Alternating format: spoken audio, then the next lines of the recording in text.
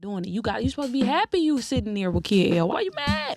Rocking and rolling, Mikey North is in the building. What's happening, bro? Come on, what's up, my boy? What's up? All the way from Grand Rapids. Yeah, I had to come down here. You wouldn't believe the trip down here. We almost crashed 6 times. God, it was worth it though, man. Right, you know what I'm saying? it was. Sit on the couch. Feel me, man? We floated all the way through 120 straight here. Grand Rapids is really trying to break out into the scene and really get known, man. You guys got a lot going on, a lot of businesses, a lot of artists, a lot of brands, a lot of talented people out in Grand Rapids, man. What's the scene been looking like as of recent for you guys? It's still bubbling. It's still blowing. A lot of guys making noise. A lot of guys trying to make their way. Even the females. Shout out to the females too. Shout out to the females. But the scene going. It's going. We dropping music. We dropping videos. We doing interviews. We just pushing. Well, at least I am. But the scene bubbling though. Yeah. I mean, as long as the attack is there, it's just going to be like what happened with Flint, right? You just keep attacking until that bridge really gets connected with Detroit, because Detroit is like the headquarters, its own Hollywood of Michigan. So no, for real. Like I feel like that. Like I fuck with a lot of Detroit cats, especially from when I was in prison doing my time. So it's like I made a lot of bonds, fucked with them out here in the streets, and it's just like I'm not no hater. We already know Detroit the gateway through. They've been putting on for so long for Michigan. It's Michigan wave right now. So why not tap in? For sure. You said you were locked up with a lot of Detroit artists? Yeah. Well, not artists, but just Detroit guys. Oh, okay. A lot of Detroit people, for sure. What'd you have to go away for? Long story short, I had popped somebody. Oh, damn. Yeah, popped somebody, owed me some money. It was a little, whatever. But they owed me some chicken. I went over there. I got popped in my leg. And long story short, I end up popping dog mama that owed me the chicken. Damn. So, it get like that sometimes. Yeah. So they end up telling, and then they sent me off. Did his mom survive? No, yeah, for sure. I ain't kill her or nothing. I just popped her in her leg to just be like, bro, stop playing. Like, that's like I never heard of that though. Like if somebody owes you money that you like shoot their mom, like that's. Well, no, they shot me first. Yeah. So it was like, it wasn't that I was just like the super savage, like, man, I'm about to go pop his mama. No, it was just the circumstances that were. We was all in the house type shit. And me and him was, a couple shots got exchanged, whatever. But his mom, she actually kind of like jump in between. So, I just kind of was like, bro, I'm going to pop your mom, bro. Stop playing. Damn. I just hit her in her leg. Little graze, though. It was just a little graze. Nothing serious. So when they, eventually when the police caught up with you, was it just like a situation? Did you turn yourself in or did they come get you? No, I actually, like a dumbass, went to the hospital because when I got shot in my leg, it went through and through. Oh. I really could have had my mom stitch me up. She a nurse. But I go to the hospital. I'm in there. They about to release me and stuff. They stitch me up and shit. And you're not going to understand how they actually...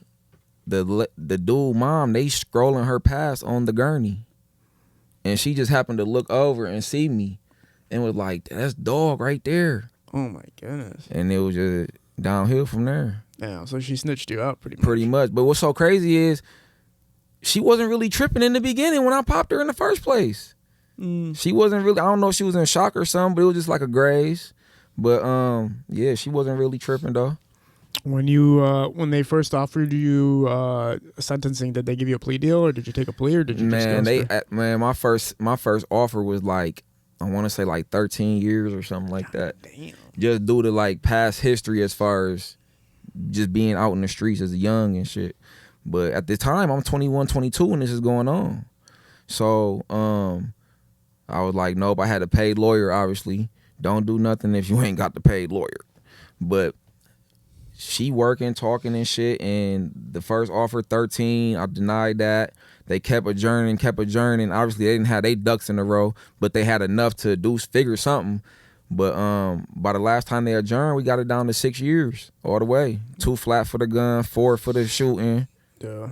What was your experience like inside? Did you facilitate easily? Like, did you get through your time easily? In the beginning, to be honest, like, I just had to take it all in. It wasn't that I did it easy because it's like I just had to do it. As long as you can stand on your own 10 and you know how to fight, you're going to make it through prison. So in the beginning, obviously, I'm 22. I just sit back, observe the yard, see what's going on. get what is the word, like accumulated into the routine of shit. And once I caught on and got hip to what was going on, it was smooth sailing. Now, you know, of course, been to the hole a few times, got into some scraps a few times. It get like that in prison, but overall, the hardest part was just being in that bitch and being away from your life. Yeah. That's about it. Yeah. I mean, I only know from watching movies and shows, so it's like I've been to jail like one time, but I never was in prison, so I don't know that full extent of what it is. But when I see people go to the hole, I'm almost like, how do you let the clock run? Like how does the clock run in the hole? Is it slower? There ain't no clock. Yeah. So you don't even know what day it is, what time it is.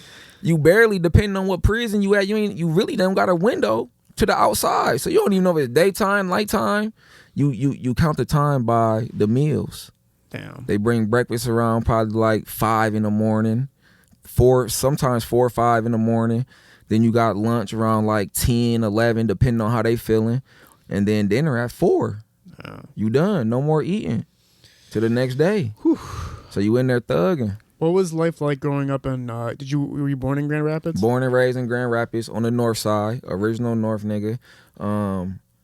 It was I ain't gonna say it was the roughest, but it was like a dog eat dog mentality out there. You know, we in the projects, we on Diamond, we on Clancy, and you gotta think we all around the same age and shit at the time. So it's 30, 40 of us out here. And it was just dog eat dog. Everybody trying to survive in their own way. You know?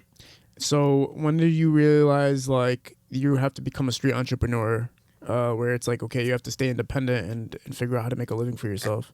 What age are you roughly, and what's kind of the landscape of things for you? At the time, it really just came out of necessity. I started having kids at 15. Damn. My dad, I love him, but he left the household when I was 12. He was still around and stuff, but mama working 3 jobs, 2 jobs. It really came out of necessity. Me and my sister, we got to figure it out. So obviously I gravitated towards the streets, and it just came out of necessity. And the transition from, okay, now I have to do it out of necessity, to I'm getting older, and now I'm looking at the bigger picture as, damn, shit comes with consequences. Now it's just, I'm transitioning over into like, okay, now let me do the music. Let me do the legal, this, and that to generate the money, because the kid's still hungry. You see what I'm saying? Yeah. Mm-hmm. Yeah, so you're out of necessity, you're having to live the street life and basically manage yourself that way to fund At that yourself. time, yep. At that time, yeah. Now it's like I got my brother with me. I got Wayne 616 backing me. That's my day one nigga. And we put a team together, and we pushing for this now. For sure. We pushing for this now. Yeah, man. You, I know DC Young Fly kind of co-signed you last year, right? Which was really cool. To see that. That was one of the first things, and then you and JR talking and stuff was really good to see. Yeah. So I can see that it's not just small moves that you're making. It's like when you do something, it's like a big move. You know what I mean? But talk about that experience with DC. Well, with DC, I kind of tapped in with him through the gram. I sent him one of my videos, and I basically was just like, tap in. We here in Grand Rapids, Michigan. We lit. Yeah. And he said it was fire, and he was like, fuck it, bro. He was like, we could do some business. So he got to posting some of my shit for a few weeks, and that's kind of how that went. And he still be reaching out sometimes and be like, hey, I see you still working. Send me something. So I be sending him little shit here and there and stuff on the little clips and shit. But as with JR, I tapped in with him through the gram while I was in the studio late night with Wayne. And JR, he actually like, he fucking with me. Yeah. You know what I'm saying? He showing love. He see what I'm trying to do, and he respecting it, and I'm respecting how he fucking with me. Yeah. I got a lot of shit coming out with that guy right now. For real, JR? Yeah, I just on the 5th I'm dropping my tape, Slap God, on July 5th. I got a JR feature on there. I'm dropping the video of me and JR that day too. And then we just did another song. I'm gonna drop that on something else. We just did another song, and we got some more shit in works. Some more videos coming, and a lot more songs coming. You got anybody else that's featuring on the tape with you? Yeah, yep. I got Dang, I ain't told nobody. You the first. Okay. I got Skilla on there. No way. Yeah, I got Skilla on there. I ain't told nobody. Right. I got Skilla on there, yeah. Okay. Yeah, yeah. That was a good track. Yeah. Yep. He blessed me with a verse. That was nice. Yeah, he did his thing on that bitch too. For sure. Yep. And I got some shit with Sada. Oh, cool. Yep, I got some shit with Sada. I ain't put it on this tape. I'm gonna drop it though. It's nasty. So it's not gonna be on the tape, but you got some singles coming out with him. Yep. Multiple singles? Just one. Oh, okay. Just one right now. Yep. Damn. I got multiple with JR right now. For sure, yeah. JR is on fire. He on fire right now. Yeah, and bro. I got multiple with Scam likely dropping. That's my baby. That's my brother. I fuck out with of him. Flint, right? Yeah, yep. Scam. Yep, I got some shit dropping with him too. Damn, so you pretty much loaded up with very solid features. Your rap style to me is very intricate and it's very diverse. Like I feel like you can mesh well with a lot of artists. You know what I mean? And it seems like you're already picking the ones that makes the most sense to work with. Talk a little bit about your process in the studio and how you've been developing these songs. My process in the studio, really, I go off the beat. So it's like I'll hear a beat and I'll let the beat tell me what I should talk about, or I'll let the beat give me the energy. As far as like when I tap in with artists and stuff, I really like to like give the creativity to whoever I'm dealing with. Like sometimes I'll just send the beat and be like, whatever you feel like, send me something. Or I'll send them something with a hook and a verse on it, or just something with a hook on it. So the process in the studio, I'll be having my team in there with me, Wayne, my brother Styles, my brother Izzy, my brother Prime, and we in there, we vibing, we hearing the songs, we hearing the music, and we just bounce off each other's energy, and I put it together. Dope, man. Yeah. I put it together. Yeah, so it's kind of like a very fluid, just like be like water type mentality. Like let it just come together naturally and organically. Yeah. Like now, obviously there's certain songs where I'm like, okay, I'm gonna put some real thought, plot, write this out. Okay. But a lot of the times though, it's like I'm in the studio, I'll hear the beat, and even if I do want to write to it, I'll listen to the beat first. In my mind, I'm already coming up between 4 to 6 bars off top. So now I got the basis of what I want to talk about.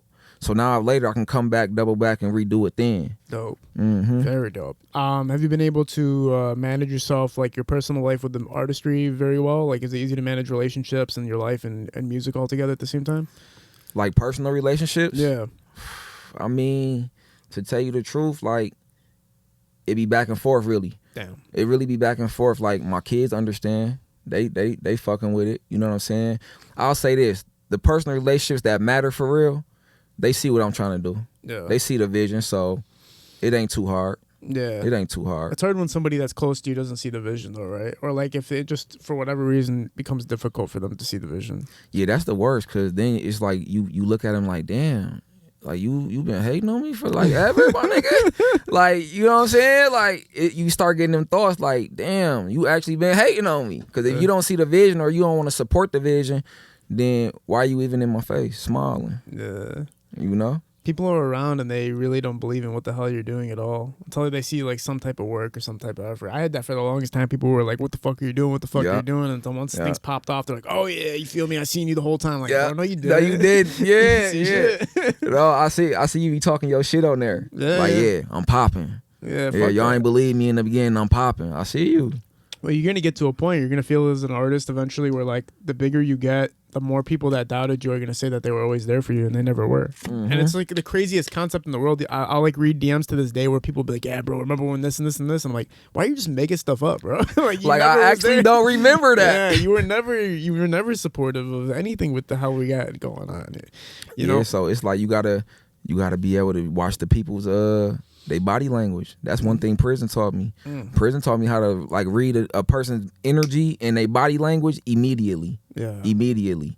So it's like I be seeing that. I be seeing the fake love. I just laugh. What do you notice about body language that helps you figure out how somebody's really integrity or what it really is? It's not really just one answer, but it's more off of feeling, off of an experience, off of just knowledge. So if somebody's being aggressive for you, right? If you just meet somebody, the very first time meeting this person, you're going to be able to tell if their energy is like on some hating shit towards you or standoffish or aggressive, or are they embracing you? You see what I'm saying? So I'll go off the energy, the first meeting, the eye-to-eye contact, the movements of the hands, the body. You have to pay attention. Do you feel like some people are so good at manipulating that they can come off that way but really have ulterior motives? Absolutely, and that's where chess starts playing. Mm. You see?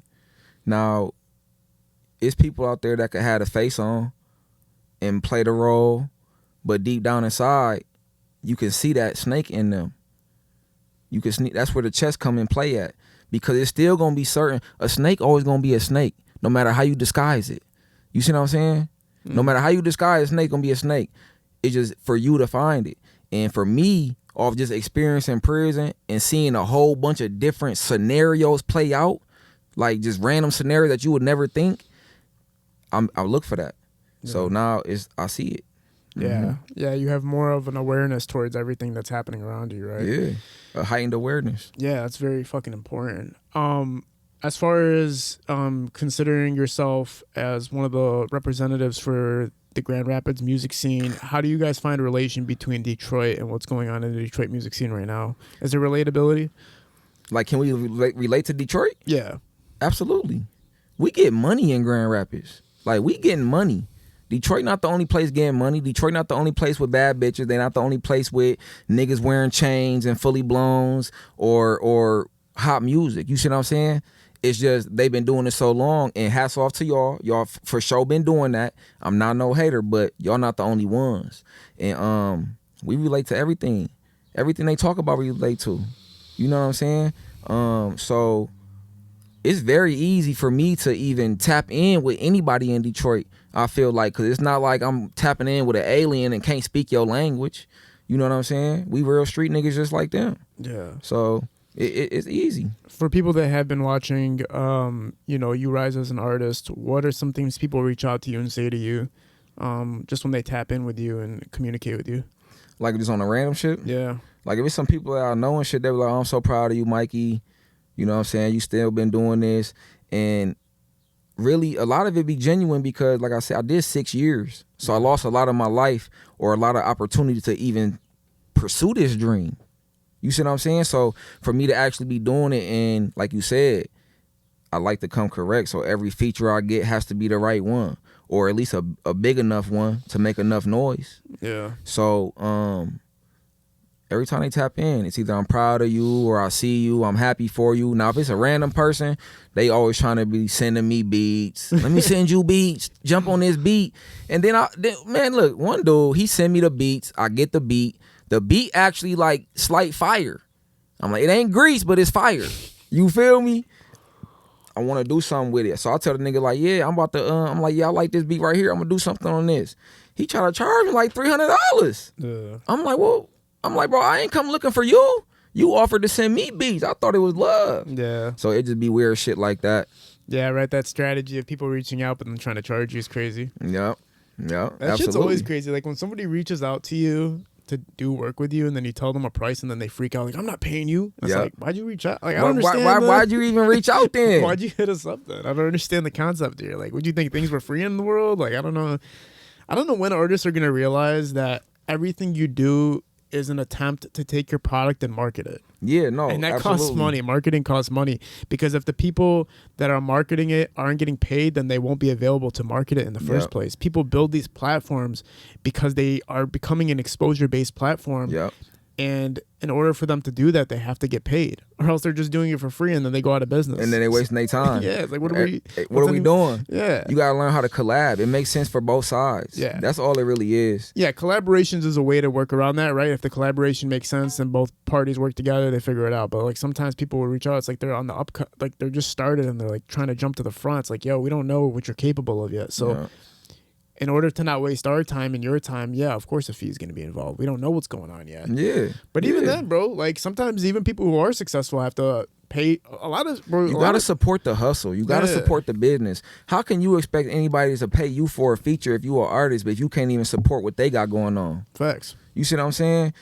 I'm bouncing off the universe, off the energy. That's all I do. So if I pay my dues here or I fuck with you here, we gotta find a way to make it make sense for both of us. Yeah. Because at the end of the day, I'm not no lame nigga. I got me a nice little platform in Grand Rapids. I'm popping in my city.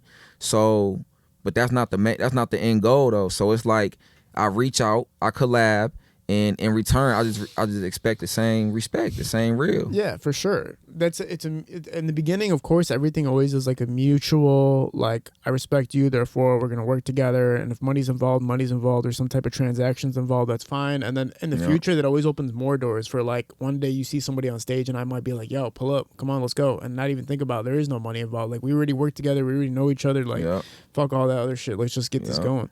But the beginning is always like that. Everybody's like that. I'm telling you, a lot of these rappers, even the mainstream rappers, bro, they're paying for promotion, bro. Stop, bro. But that's the game, though. Yeah, that's the game. Let me spend a little here to make a lot of over here. Exactly. That's all it is. You taking that entrepreneur thought process, mindset. Yeah. Whether you got it from the streets or you went to business school or whatever, you just applying your knowledge. Yeah, that's all that is.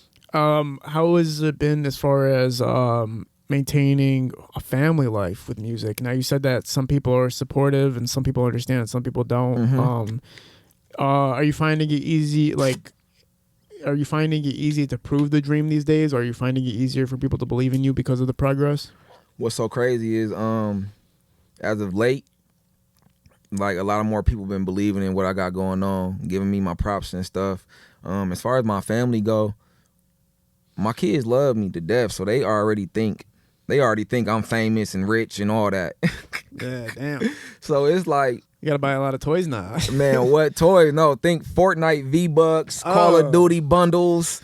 Like, they is on that P5 going crazy. How much are you spending a month on buying V-Bucks for your kids and stuff? Oh my God, I don't even know if I can even. I don't even know. One day is 500. Yeah. And it's not even because of me. Like, my son Mason, right? This how he do me. I'm sleeping. My little thing called me, my little female, right? She like, is this you doing all these pings on the Cash App? Cause this when I'm fresh out. The first time after them 6 years, this is when I'm fresh out. So she let me get her Cash App on my phone. So I got the Cash App. I'm binging and shit. She like, is this you on here? I'm like, what? So I look at the Cash App. It's so many Xbox Live purchases and P5 purchases. I'm looking. When it was all done and said, it was $1,180 fucking dollars. Damn. Lil Mason struck my pockets. So your kids couldn't believe it. I didn't know you could lock the card on Cash App. I'm fresh home, 6 years. Yeah. There was no such thing as Cash App.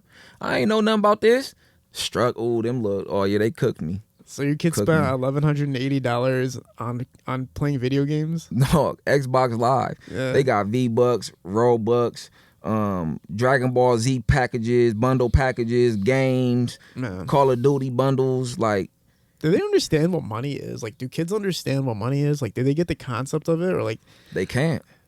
I don't remember. Growing up, I always understood what money was. I always understood, like, all right, my parents are spending money on this, therefore I'm not gonna get it. Yeah, no. My kids, hey, look, my kids, they don't even, that's not even a thought process in their mind. They're immediately like, when I go pick my sons up, right when little Mikey jump in the car, he like, yep, let's go to GameStop. Man. Yep, it's a new game just came out. Or, yep, I need a new controller. Or, can you buy me some new gift cards?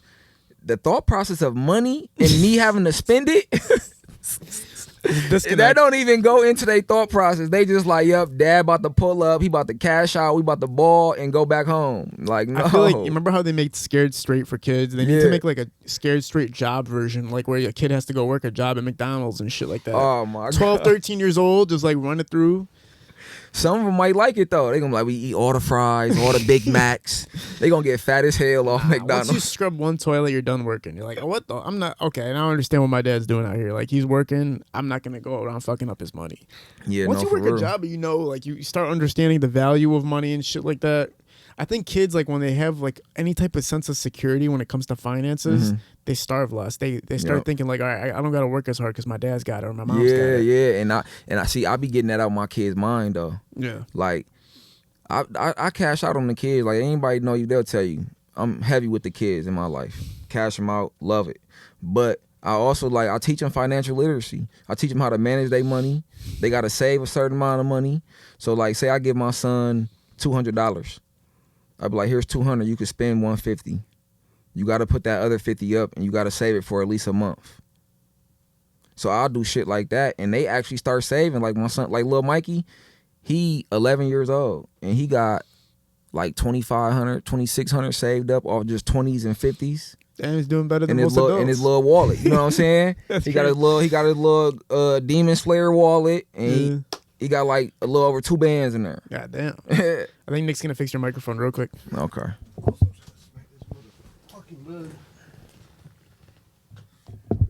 Actually, pretty good. You were just like slouching. I was trying to scoot back up. I keep sliding.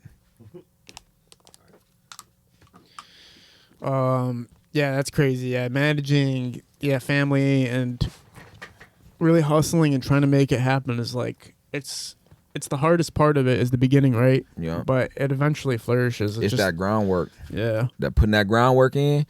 Yeah. You get all your money off the back end. Shout out to the back ends. Straight up. Like for real. Shout out to the back ends.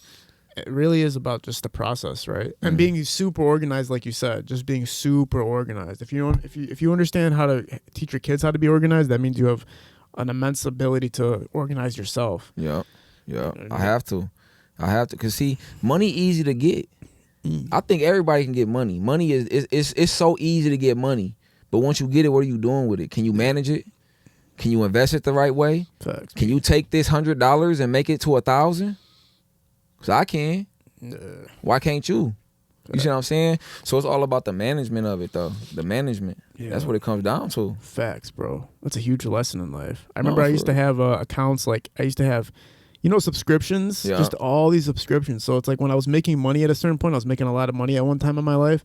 And I was like, man, I don't even care about the fact that I'm making this money because all my subscriptions are burning my money anyway. No, for real. So then I canceled all my bank accounts. I was like, fuck that. I'm canceling all my bank accounts, canceling everything, starting fresh. Then I started feeling like organized again. Like, all right, fuck all that shit. You know what I'm saying? But them subscription was to creep up on you. Man, those OnlyFans subscriptions were crazy, bro. We were talking like $1,200 a month. I'm like, how's this even on happen? the OnlyFans? Yeah. I was running it up on OnlyFans, bro. I had so many I ain't gonna lie. subscriptions. I'll be off this one OnlyFans I be watching. Which one? Her name Designer Pussy. Yeah. Okay, what's For that all real. about? Yeah, she be on there going platinum. She's just bad? Yeah, I ain't gonna lie. Thick, little brown skin, thick thing. Damn. Yeah. I'll be off her OnlyFans tough. You think you could ever date a girl that does OnlyFans? Man, what? Why not? Shout out to them. Get your money, baby. I'm talking about marriage, bro. Man, listen. My baby mama got an OnlyFans, and she had it before I even put a baby in her. No way. Like, why not? Get your money. I'm not mad at you. You know what I'm saying? That's like. No, that's not like that. Actually, you can't even compare those two. What? I was gonna be like, that's like asking a bitch if she could fuck with a nigga who do a podcast.